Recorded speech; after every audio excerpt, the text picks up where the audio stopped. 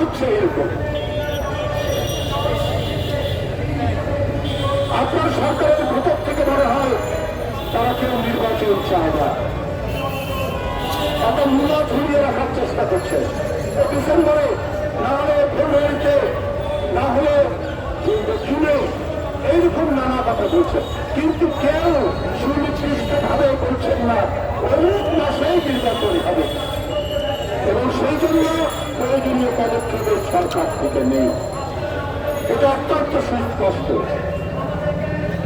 এই যে আপনার সরকারের টাল বাহানা নির্বাচন নিয়ে, আজকে দিনকে দিন কিন্তু দেশ তার যে সহ্য, তার যে বীর্য, তার যে ৭১-এর যে অহংকার এবং ২৪-এর ৫ই আগস্টের যে অহংকার, সেই অহংকার মিলিয়ে মানুষের সবচাইতে বড় প্রত্যাশা বহুদলীয় বহুমাত্রিক গণতন্ত্রের প্রতিষ্ঠা।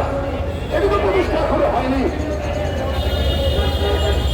সেই সুযোগ অনেকে দেওয়ার চেষ্টা করছে। আজকে মানবিক করিডোরের কথা বলছে, এই মানবিক করিডোরও আপনাকে লুকিয়ে লুকিয়ে এটা বলতে হচ্ছে।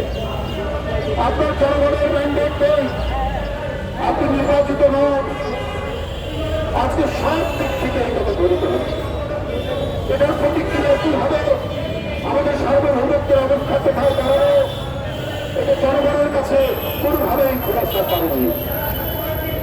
অনির্বাচিত সরকার অনেক গণবিরোধী সিদ্ধান্ত নেয়, কিন্তু আপনার সরকারের প্রতি প্রত্যেকটি গণতন্ত্রে অংশগ্রহণকারী রাজনৈতিক দল তারা সমর্থন দিয়েছে, কিন্তু সেই সমর্থনের মধ্যে আপনার যে বলিয়ান হওয়ার কথা, সেই বলিয়ান আপনারা হতে পারেননি, কারণ জনগণের সাথে আপনারা কারামাছি খেলা খেলছে, আপনার লুকোচুরি করছে। এই কারামাছি খেলতে গিয়ে জনগণের কাছে সন্দেহের মধ্যে আপনারা পড়ছেন। আজকে ভারত ট্রানশিপ ট্রেন বাতিল করে দিয়েছে, আমাদের মালামাল ভারতের ভোট দিয়ে অগ্রগত কেন করেছে? আমাদের সাথে তো কোনো পরিচিত নাই।